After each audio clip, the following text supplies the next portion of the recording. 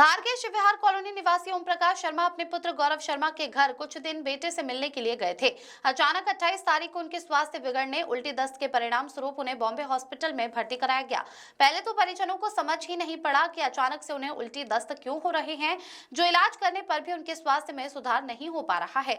जब उन्हें पता चला कि भागीरथपुरा क्षेत्र में दूषित जल पीने से लोगों की मृत्यु हो रही है तथा बहुत से लोग अस्पताल में भर्ती हैं, तब उन्हें याद आया कि अभी बीमार होने वाले दिन वह कामाख्या मंदिर में, जो कि भागीरथपुरा के नजदीक है, वहां गए थे, जहां उन्होंने चाय तथा कॉफी एवं पानी का सेवन किया था। साथ ही में भागीरथपुरा में अपने एक रिश्तेदार के घर भी गए थे, जहां भी उन्होंने जलपान किया। उनके पूरे लक्षण उल्टी दस्त और डायरिया के थे।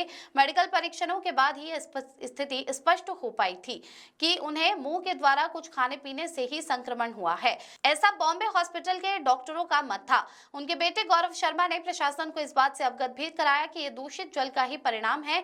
महापौर पश्चिमित्र भार्गव ने स्वयं फोन पर अस्पताल प्रबंधन को ये निवेदन किया था कि इसे किसी भी प्रकार का भुगतान न लिया जाए। उसके बाद भी अस्पताल प्रशासन ने उनकी बात को न मानते हुए मृत्यु के बाद उनके पुत्र से मेडिकल तथा अस्पताल के समस्त चार्ज वसूल के परिणाम स्वरूप लगभग 4 लाख रुपए का इस परिवार को भुगतान करना पड़ा।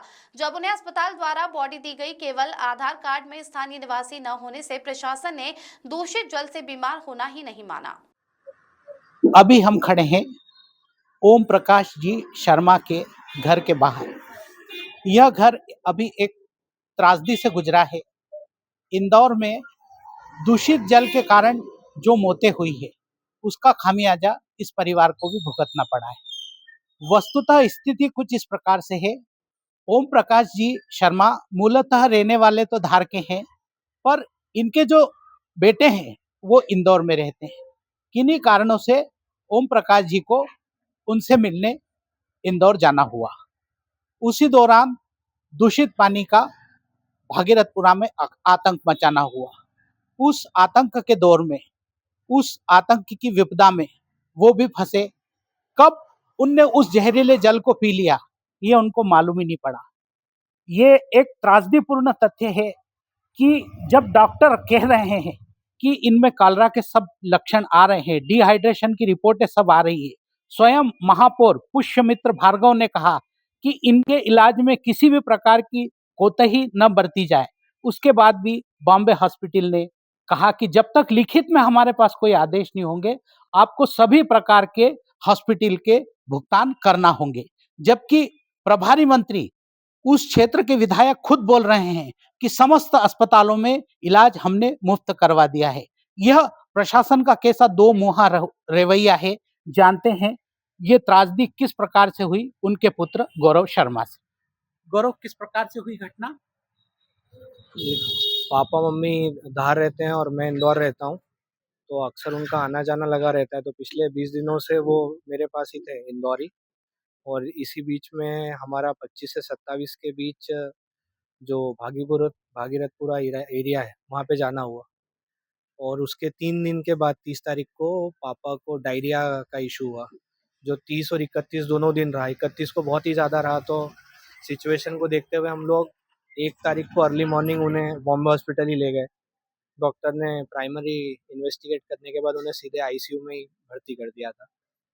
जब स्पेशलिस्ट डॉक्टर आए, उन्होंने चेक किया, तो उन्होंने बताया कि इनको डिहाइड्रेशन है, जो कि डायरिया के कारण हुआ है, और वो बिल्कुल सीवियर था।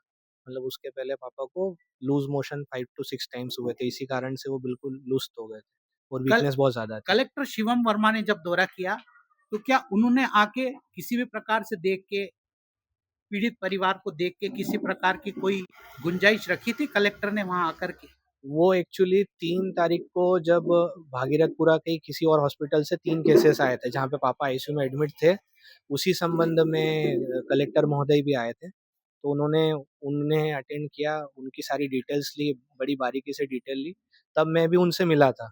हमारा केस उस लिस्ट में नहीं था, तो हमारी कोई मुलाकात नहीं हुई, लेकिन मैंने उनको रिक्वेस्ट करी, सारा केस बताया कि सर, एक आधार कार्ड के कारण आप अन्याय मत होने दीजिए, और इनके सारे सिम्टम्स जो कि डॉक्टर ने प्रूव किए हुए हैं, ये सारे सिम्टम्स वही हैं जो बाकी लोगों के हैं, कंटामिनेटेड वाटर के कारण जो होते हैं। तो उन्होंने मुझे आश्वासन दिया था कि आप नाम बता दीजिए, मैं मामले को दिखवाता हूँ। लेकिन मुझे नहीं लगता शायद कोई हेल्प हो पाई, या उन्होंने कम्युनिकेट किया, क्योंकि जब हम बॉम्बे हॉस्पिटल में एडमिनिस्ट्रेशन से मिले, तो उन्होंने हमें बताया कि हमारे पास कोई लिखित आदेश नहीं है और आपका लिस्ट में नाम नहीं, इसलिए आपको किसी भी तरह की सहायता नहीं मिलेगी, ना तो आर्थिक ना फिर इलाज में आपको कोई स्पेशल अलग से ट्रीटमेंट मिलेगा। आपसे हॉस्पिटल प्रबंधन ने पूरा पैसा वसूल किया? हाँ, पूरा पैसा मतलब मेडिसिन का जितना लगता है, मेडिसिन का मैं करीब 1.5 लाख रुपए मैंने उन्हें दिए और आईसीयू और सारा खर्चा मिला के मैं करीब 1,30,000 के आसपास, 1,20-1,30 के आसपास पूरा मैंने उनको कैश पेमेंट किया। कोई मेरी कोई पॉलिसी नहीं है और कोई किसी तरह की स्कीम में इनका नाम भी नहीं, तो सारा पैसा मैंने ही दिया है, इधर-उधर से जैसे अरेंज करके मैंने दिया है सारा पैसा।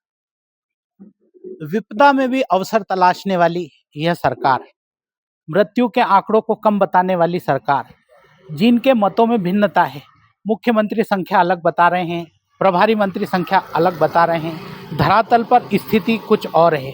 यदि दुर्भाग्यवश बाहर का व्यक्ति दूषित जल पी के बीमार हो जाए या उसकी मृत्यु हो जाए, तो उसको दूषित जल से पीना, दूषित जल को स्वीकार ही नहीं कर रहा प्रशासन। यह कैसी विपदा है? खबर भारत के लिए शैलेंद्र जोशी।